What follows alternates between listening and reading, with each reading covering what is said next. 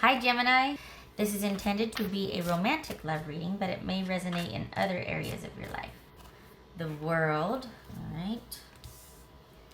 5 of Cups, let's put this over here. 2 of Swords, 4 of Cups, 6 of Swords, let's see, 7 of Wands. I like that. In the context of this reading, I like that. This is about you letting go and accepting, about breaking a ceasefire and actually being decisive about moving forward, whatever that means. We shall see. 8 of Cups, 4 of Wands. All right. So, let me get the little... Move that over there. All right. So you two have broken up, or you've ended, but you're still kind of stuck on this, as is the norm. We do that. We tend to get stuck.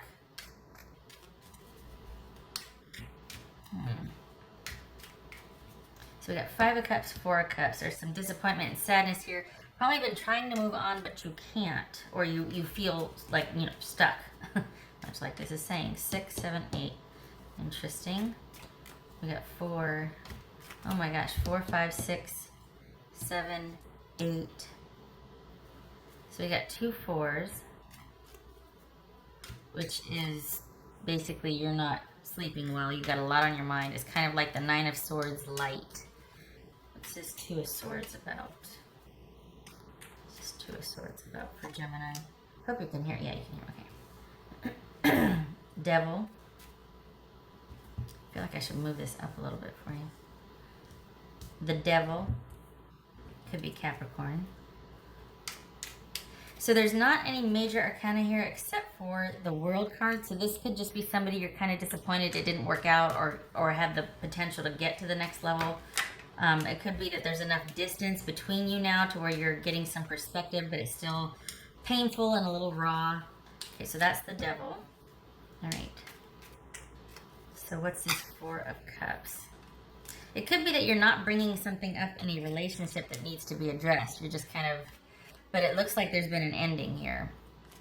4 of Cups. What's this 4 of Cups about? 7 of Swords. All right. Yep.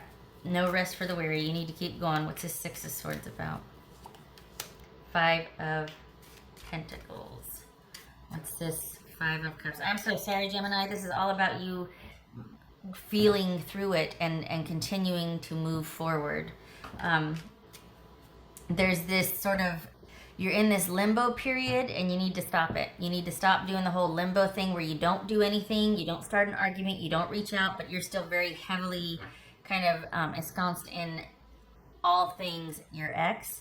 And the good thing is that it's keeping you kind of thinking about it and wanting to analyze and figure things out.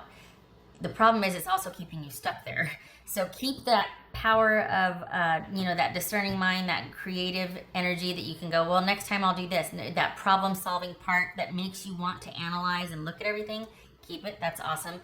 Stop doing the passive-aggressive ceasefire, though, and start literally moving on. Start actually moving forward, which is the synthesis of the ceasefire and that analyzing everything and coming up with, all right, here's what I'd like to do different next time. Maybe not even with the same person, because it doesn't, I don't know. I don't know if it's going to be with this person, but in general, in a relationship in general, you'll have a little toolkit. You'll be wiser for this experience, but it's not about resurrecting this experience. It's about learning from it and moving forward. Keep the momentum moving forward, or keep the analyzing, and start literally and actually, in actuality, progressing and start disconnecting and moving forward and getting some distance from this. But you can't do it unless you feel through it. This sort of in limbo ceasefire is not going to get it done. You need to power through and stick to the analyzing and let it yield the results so that the next time you get in a relationship, you'll be better for it. You'll have more wherewithal, or you'll just understand yourself a little better. Yeah, basically the understanding yourself is key here, because it looks like that's what you're really trying to do. You're grieving and you're trying to make sense of this, but a lot of times people find comfort in that because there's still connection to the person. So you continue to kind of recycle the grief and keep looking at it in different ways, and that just keeps you stuck after a while. It's very purposeful and useful in the beginning, but as time goes on and there's more and more distance, you can stay stuck there, and that's not always pleasant or healthy. So what's this? 7 of Wands. Yeah, I like that. It's a 7 of Wands. That's right. Right. Yay. I like it. So that not staying stuck, actually using that analyzing and going, okay, well, I guess this is what I can glean from this. I can start to move on and progress.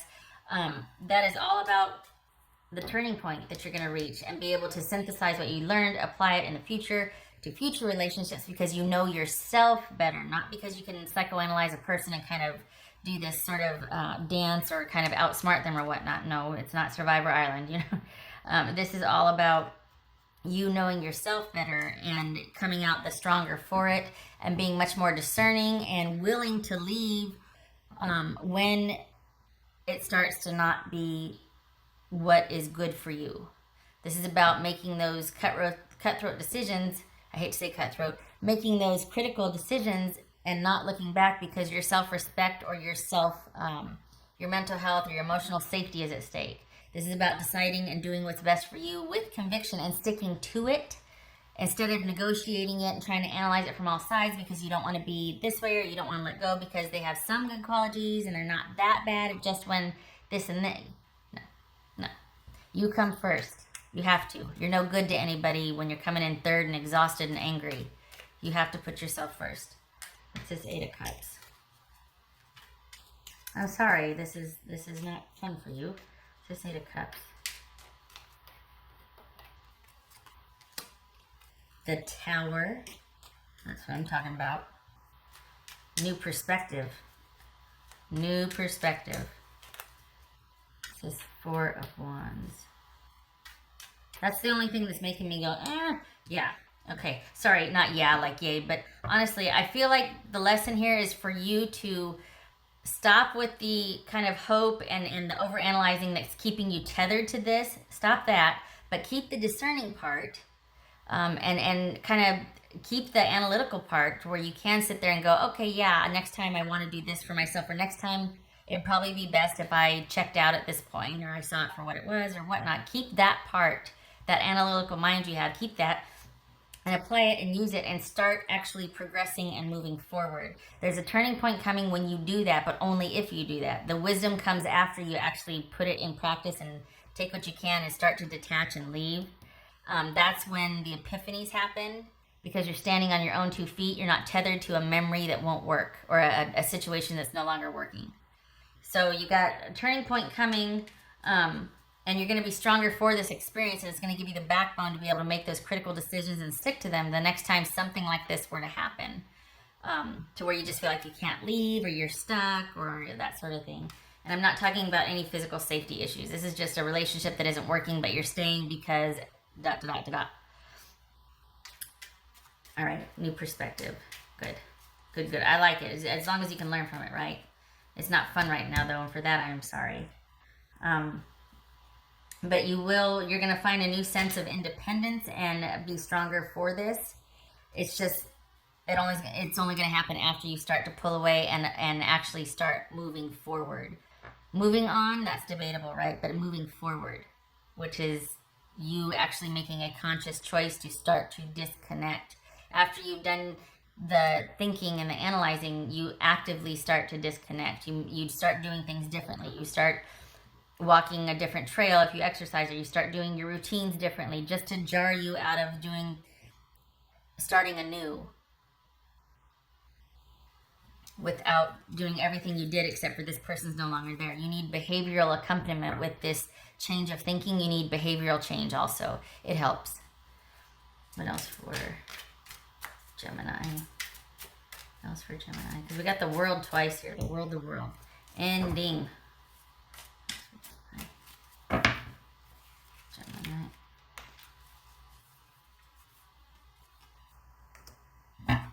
Faith.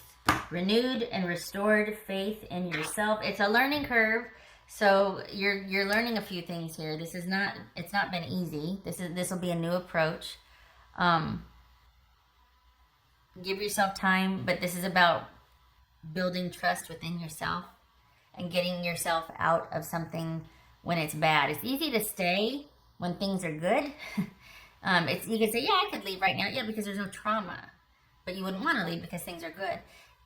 The trust kicks in and that conviction kicks in and that warrior spirit and like, oh no, I am not settling, all bets are off, kicks in when you stick to your guns. It's like, you know what, I promised myself I wasn't going to let anybody treat me this way, or if I felt this way, I was going to walk. You have to follow through with that. You have to follow through because that's how you build faith in yourself. That's how you learn to trust yourself. It's experiential. You're walking out the door shaking or you're driving home crying, but by God, you're standing on that principle and you're stronger for it. And everybody learned a lesson that day. Trust me. That won't happen again.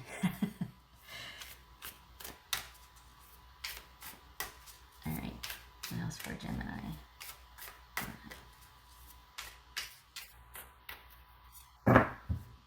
You know, and just as an aside, that's the type of thing, like if you having that conviction and sticking to it and you walk out the door or you don't answer or you put the whatever down and you go for a walk, whatever you have to do, you sit on your hands, whatever you have to do to make sure that you follow through with what you promised yourself, keeping your promise to yourself, that builds trust and faith. And it's not easy.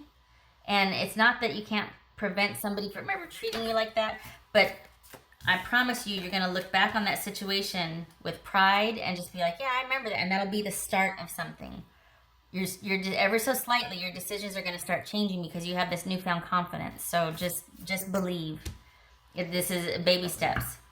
It's safe passage over time. Baby steps.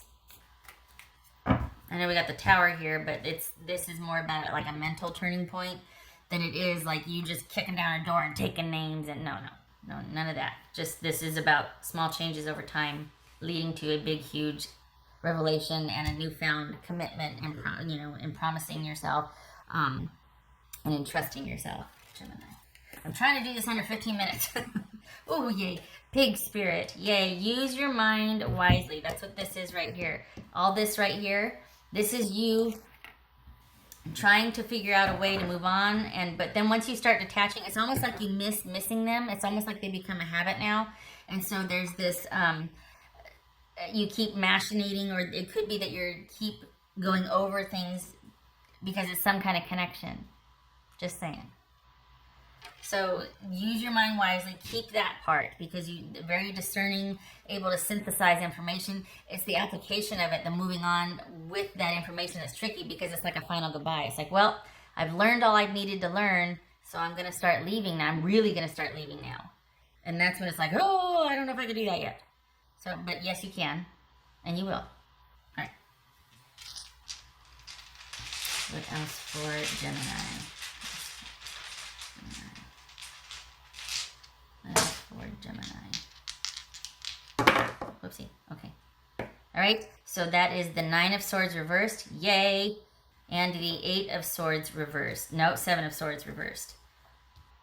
Yay. 9 of Swords reversed is all about you not being, it's about you being able to set down that which has occupied a lot of mental energy for you. And the 7 of Swords reversed, that's being open to change. Not feeling guilty anymore, breaking out of a stressful mental situation, being set free, kind of being liberated from the anxiety, the thinking, the overthinking, the strategizing. None of that pressure anymore. You're out of a situation because you took yourself out of it, because you disconnected and you started moving yourself forward. You've learned all you can. Now it's time to go. And you're better for it. So there you go. All right. Gemini, I hope this was helpful. I tried to keep it under 15 minutes. Not too shabby. I hope to see you in the next reading.